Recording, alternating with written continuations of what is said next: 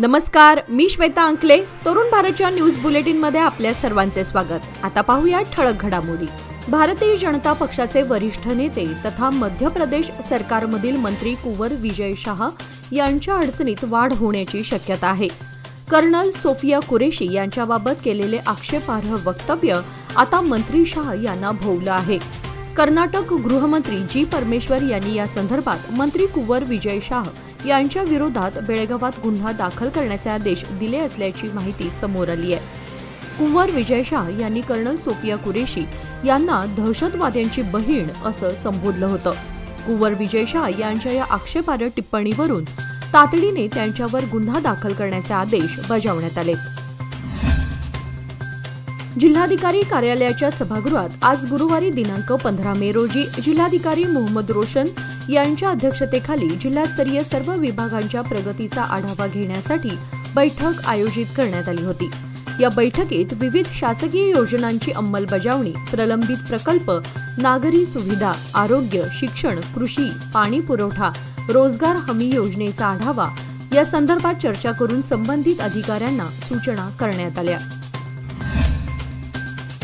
बेहिशेबी मालमत्ता संपादन प्रकरणी दाखल झालेल्या तक्रारींच्या आधारावर गुरुवारी सकाळी राज्यातील अनेक जिल्ह्यांमध्ये 28 अधिकाऱ्यांवर लोकायुक्त विभागाने छापे टाकलेत.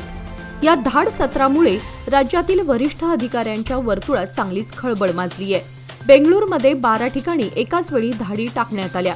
लोकायुक्तांनी तुमकुरमध्ये 7, बेंगळूर ग्रामीणमधील 8, यादगीरमधील 5, बेंगळूर येथील 4 तसेच विजयपूर येथील 4 ठिकाणी छापे टाकले. मागील महिन्यात देखील अशाच प्रकारे धाडसत्र राबवून बेळगावसह अन्य ठिकाणी अधिकाऱ्यांवर बडगा उगारण्यात आला होता. आता पुन्हा हे धाडसत्र सुरू झाल्यानं अधिकाऱ्यांमध्ये खळबळ उडाली आहे. वडगावमधील सराफ गल्ली आणि टेंगिन गल्ली येथील रस्त्याच्या डांबरीकरणाचं काम अर्धवट सोडल्यामुळे परिसरातील रहिवाशांनी गुरुवारी जिल्हाधिकाऱ्यांकडे धाव घेत निवेदन सादर केले आहे. रस्त्यावर साचलेल्या कचऱ्यामुळे दुर्गंधी पसरली असून नागरिकांच्या आरोग्याचा प्रश्न ऐरणीवर आला आहे. गेल्या 15 दिवसांपासून कचऱ्याची सफाई करण्यात आलेली नाही असे येथील नागरिकांनी सांगितले. त्यामुळे डासांची वाढ झाली असून परिसरात अस्वच्छता आणि दुर्गंधीचा त्रास जाणवत आहे. त्याचबरोबर येथील गटारी तुंबल्या आहेत. याकडे महापालिकेचे पूर्णतः दुर्लक्ष झाले असून महिलांनी याबाबत तीव्र नाराजी व्यक्त केली. या निवेदन प्रसंगी जयश्री कांबळे, संजू कडकोळ, एच.एम. सराफ, प्रिया कांबळे, सरिता कांबळे, कळप्पा गोळी यांच्यासह अनेक नागरिक उपस्थित होते. प्रशासनाने तत्काळ कारवाई करून अर्धवट रस्त्याचे काम पूर्ण करावे अशी मागणी करण्यात आली. राज्यभरातील पौर कार्मिकांना नियमित सरकारी नोकराचा दर्जा मिळावा या प्रमुख मागणीसाठी कर्नाटक पौर कार्मिक संघटनेच्या वतीने आज बेळगाव जिल्हाधिकाऱ्यांना निवेदन देण्यात आले. शासनाने आम्हाला कायमस्वरूपी नोकरदार म्हणून मान्यता द्यावी, अन्यथा 27 मे पासून संपूर्ण काम बंद आंदोलन छेडलं जाईल असा स्पष्ट इशारा आंदोलकांनी दिला. कर्नाटकातील विविध जिल्ह्यातील नगरपालिकातील सफाई कर्मचाऱ्यांनी बेळगाव जिल्हाधिकारी कार्यालयावर धडक दिली. त्यांनी घोषणाबाजी करत आपल्या हक्कासाठी आवाज बुलंद केला. दिवस रात्र शहर स्वच्छ ठेवणारे आम्हीच, पण आजही कायमस्वरूपी नोकरी, सामाजिक सुरक्षा, पेन्शन, आरोग्य योजना आदींपासून आम्ही दूर आहोत अशी भावना यावेळी कर्मचाऱ्यांनी व्यक्त केली. जिल्हाधिकाऱ्यांनी निवेदन स्वीकारत शासनाकडे मागण्यांचा पाठपुरावा करण्याचे आश्वासन दिले. मात्र मागण्या पूर्ण न झाल्यास 27 मे पासून तीव्र स्वरूपाचे आंदोलन छेडण्यात येईल असा इशारा पौर कार्मिक संघटनांनी दिलाय. बेळगाव तालुक्यात बसवनकुर्ची परिसरात सोमवारी सायंकाळी पडलेल्या वळीव पावसामुळे शेतकऱ्यांच्या पिकांचं मोठं नुकसान झालंय. विशेषतः कोथिंबीर, काकडी आणि विविध पालेभाज्यांचं पीक पूर्णतः पाण्यात बुडाल्यानं शेतकऱ्यांचं आर्थिक नुकसान झालं आहे. शेतांमध्ये पाणी साचल्यानं पीक सडण्याची शक्यता निर्माण झाली आहे. अवकाळी पडलेल्या या पावसामुळे यंदाच्या हंगामातील मेहनत वाया गेल्याचं दुःख शेतकऱ्यांनी व्यक्त केलं. प्रशासनाने पाहणी करून नुकसान भरपाई द्यावी अशी मागणी करण्यात आली आहे. राणी चन्नम्मा नगर परिसरातील मुख्य बस स्टॉपची अवस्था दिवसेंदिवस खालावली असून नागरिकांमध्ये तीव्र नाराजी पसरली आहे. याला बस थांबा म्हणावा की गोडाऊन असा सवाल उपस्थित होतोय.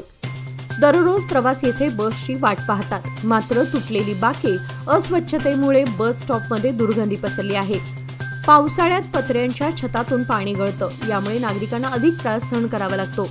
महानगरपालिकेने त्वरित लक्ष देऊन या बस स्टॉपचे नूतनीकरण करावे अशी जोरदार मागणी स्थानिक नागरिकांनी केली आहे. एका जिजाऊने छत्रपती शिवाजी महाराजांसारखा राष्ट्रीय नायक घडवला. जर अशी मातृशक्ती एकत्र आली तर देशाच्या कल्याणाला वेळ लागणार नाही, असे विचार मराठा जगद्गुरू परमपूज्य मंजुनाथ स्वामी यांनी पटवर्धन लेआउट येथील सत्संगात मांडले.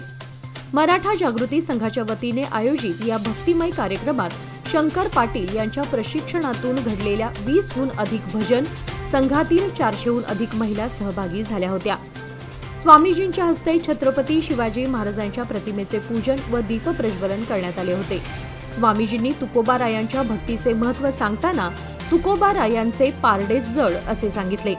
अभंग हाच माझा गुरु या विचारांनी मार्गक्रमण करणारी माणसेच खऱ्या अर्थाने आध्यात्मिक असतात, असे त्यांनी स्पष्ट केले.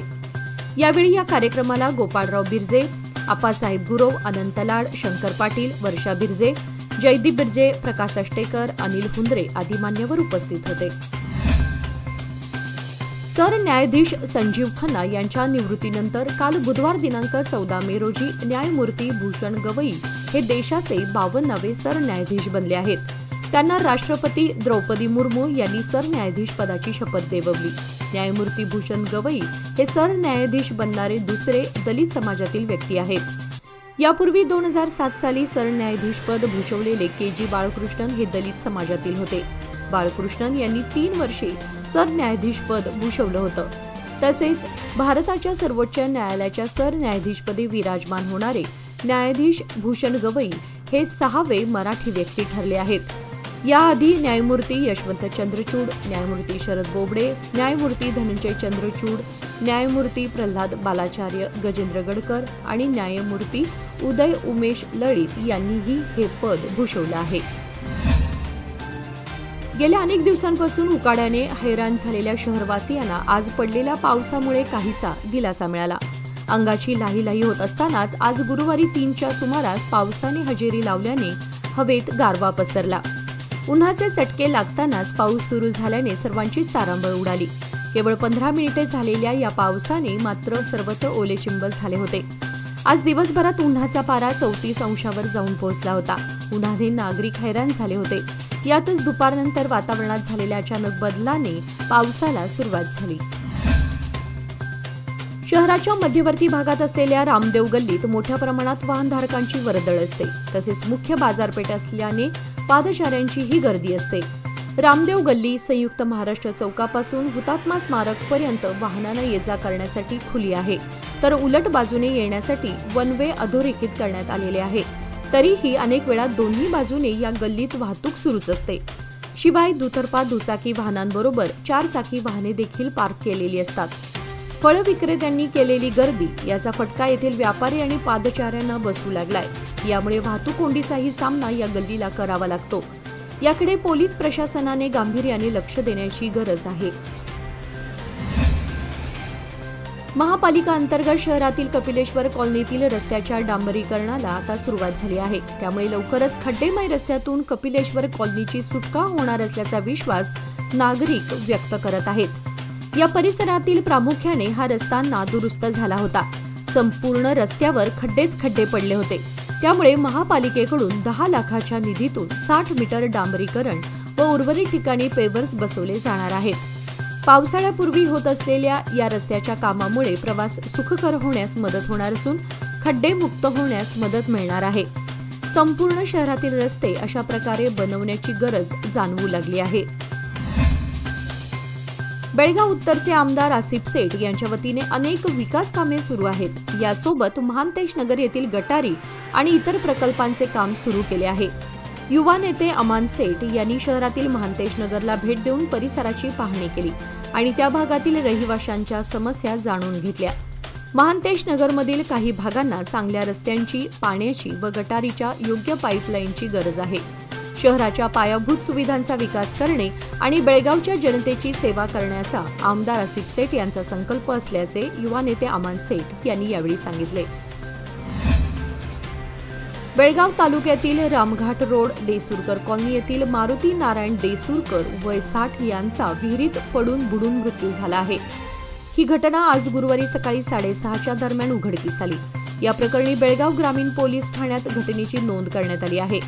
मारुती हे काल बुधवारी घरातील कचरा टाकण्यासाठी घराशेजारी जात होते। त्यावेळी त्यांचा तोल जाऊन विहिरीत पडल्याने त्यांचा मृत्यू झाला असं तक्रारीत म्हटलं आहे। दक्षिण महाराष्ट्र साहित्य सभा कोल्हापूर यांच्या वतीने 2024चे साहित्य पुरस्कार नुकतेच जाहीर झाले आहेत। त्यामध्ये बेळगाव येथील साहित्यिक डॉक्टर विनोद गायकवाड यांच्या युगांत या कादंबरीला कैलासवासी महादेव मोरे हा पुरस्कार जाहीर झाला आहे। सीमा भागातील या ज्येष्ठ लेखकाच्या नावाचा पुरस्कार सीमा भागातीलच दुसऱ्या साहित्यिकाला मिळतो हा सुंदर योगायोग असल्याची प्रतिक्रिया उमटत आहे। डॉक्टर गायकवाड यांची युगांत ही कादंबरी पितामह भीष्मांच्या जीवनावर आधारित आहे। या कादंबरीचे हिंदी, तमिळ, इंग्लिश आणि कन्नडमध्ये अनुवादही प्रकाशित झाले असून यापूर्वीही तिला अनेक पुरस्काराने सन्मानित करण्यात आले आहे। या पुरस्काराबद्दल गायकवाड यांचे सर्व स्तरातून अभिनंदन होत आहे। बागलकोट जिल्ह्यातील जमखंडी तालुक्यातील सावळगी गावात क्रिकेट बॉलच्या वादातून एका युवकाने शिक्षकावर बिअरच्या बाटलीने हल्ला करून गंभीर जखमी केले। ही धक्कादायक घटना सीसीटीव्ही कॅमेऱ्यात कैद झाली आहे। गावातील खासगी शाळेतील शिक्षक राम पुजारी आणि पवन जाधव या युवकांच्या 2 दिवसांपूर्वी क्रिकेट बॉलवरून वाद झाला होता। याच कारणामुळे पवनने शिक्षक पुजारी यांच्यावर बिअरच्या बाटलीने हल्ला केला। यामध्ये ते गंभीर जखमी झाले असून त्यांच्यावर सध्या रुग्णालयात उपचार सुरू आहेत। दोघांमध्ये शाब्दिक वाद झाला आणि रागाच्या भरात युवकाने शिक्षकांवर हल्ला केलाय। घटनेनंतर पोलिसांनी तत्काळ कारवाई करत आरोपी युवक पवनला अटक केली आहे। कर्नल सोफिया कुरेशी यांच्या घरावर आरएसएस आणि हिंदू संघटनांनी उद्ध्वस्त करून जाळपोळ केल्याची खोटी बातमी सोशल मीडियावर पसरवणाऱ्या विरुद्ध बेळगाव पोलिसांनी गंभीर गुन्हा दाखल केलाय। अनीस उद्दीन नावाच्या व्यक्तीविरुद्ध भारतीय न्याय संहिताच्या कलम 353(2) आणि 192(अ) अंतर्गत तक्रार दाखल करण्यात आली असल्याची माहिती जिल्हा पोलीस अधीक्षक डॉक्टर भीमाशंकर गुळेद यांनी दिली। आज गुरुवारी पत्रकारांशी संवाद साधताना ते बोलत होते। चिकोडी तालुक्यातील पट्टणकुडी आरोग्य केंद्रात अनेक सुविधांचा अभाव दिसून येतो। तसेच या आरोग्य केंद्रावर निपाणी डोंगराळ भागातील अनेक गावे अवलंबून असल्याने येथील रुग्णांची हेळसांड होत आहे। त्यामुळे डोंगराळ भागातील गावांचा निपाणीतील गांधी रुग्णालयात समावेश करावा अथवा डोंगराळ भागात आरोग्य केंद्र सुरू करावे अशी मागणी डोंगराळ भागातील नागरिकातून होत आहे। पट्टणकुडी हे गाव चिकोडी तालुक्यात येते। येथे आरोग्य केंद्र आहे, परंतु अनेक सोयी सुविधा नसल्याने रुग्णांना याचा त्रास सहन करावा लागतो। या आरोग्य केंद्रामध्ये पट्टणकुडीसह वाळकी, याद्यानवाडी, रामपूर, यरनाळ, तवंदी, अंमलझरी, गव्हाण, शेंडूर, गोंदीकुपी, शिरगुप्पी, पांगिरेबी, बुदलमुख अशी गावे असलेल्या 5 ग्रामपंचायतींचा समावेश आहे।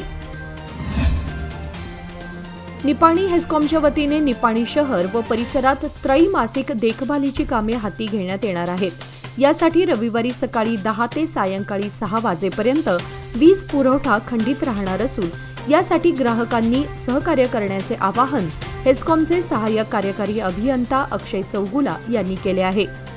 रविवारी निपाणी येथील 110 केव्ही विद्युत केंद्र तसेच जत्राट येथील 33 केव्ही, बेनाडी येथील 33 केव्ही विद्युत उपकेंद्रे, खडकलाट केंद्र व त्याअंतर्गत येणारी सर्व 11 केव्ही क्षमतेची उपकेंद्रे या सर्व ठिकाणी सदर दुरुस्ती कामे होणार आहेत।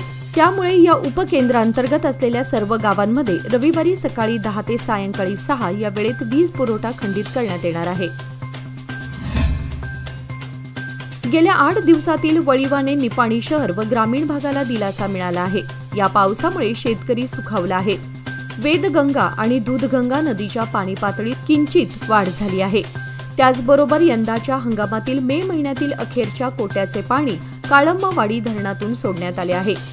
मे महिन्यातील अखेरचे 0.96 टीएमसी पाणी सीमा भागाला मिळणं आवश्यक होतं। त्यामुळे 0.60 टीएमसी पाणी हे कर्नाटकाच्या वाट्याचे तर 0.30 टीएमसी पाणी हे एक स्तंभानंतर असलेल्या महाराष्ट्र हद्दीतील 6 गावांसाठी आहे। हे पाणी 2 दिवसांपूर्वी काळंबावाडी धरणातून सोडण्यात आले असल्याने येत्या 4-5 दिवसात निपाणी शहरात सदर पाणी दाखल होणार आहे। या पाण्याबरोबरच धरणातील पाण्याचा कोटा संपल्याने त्यानंतर पूर्णपणे पावसावर अवलंबून राहावे लागणार आहे. शेत शिवारांची मोजणी असो किंवा त्याचा आकार बंद याची नोंद तालुकास्तरीय मोजणी कार्यालयात असते. या कार्यालयाच्या माध्यमातूनच मोजणी किंवा आकार बंदची कामे करून घ्यावी लागत असतात. निपाणीला तालुक्याचा दर्जा प्राप्त झाला असला तरी अजूनही ADLR तथा मोजणी कार्यालय निपाणी येथे निर्माण करण्यात आलेले नाही. त्याची मंजुरी प्रक्रिया देखील सुरू झालेली नाही. यामुळे निपाणीला तालुक्याचा दर्जा प्राप्त झाला असला तरी तालुक्यातील नागरिकांना मोजणी किंवा आकारबंद कामासाठी चिकोडी येथील कार्यालयालाच फेऱ्या माराव्या लागतात. पण या कार्यालयात कामकाजाचा पूर्णपणे सावळा गोंधळ सुरू असून नियमाप्रमाणे काम करू असे सांगताना फक्त वेळ मारून नेण्याचं काम केलं जात आहे. अनेक दिवस पाठपुरावा करून देखील अर्जदारांना प्रतिसाद दिला जात नाही अशा तक्रारी वाढल्या आहेत. यामुळे चिकोडीतील या कार्यालयात अधिकाराचा मनमानी कारभार सुरू असल्याचा संताप व्यक्त होतोय. याचबरोबर आजचे बातमीपत्र इथे संपले. अधिक माहिती आणि ताज्या घडामोडींसाठी पाहत रहा तरुण भारत न्यूज चॅनल. तसेच आमच्या चॅनलला लाईक, शेअर आणि सबस्क्राईब करायला विसरू नका. आणि विश्वासार्ह बातम्यांसाठी दररोज वाचा दैनिक तरुण भारत. धन्यवाद.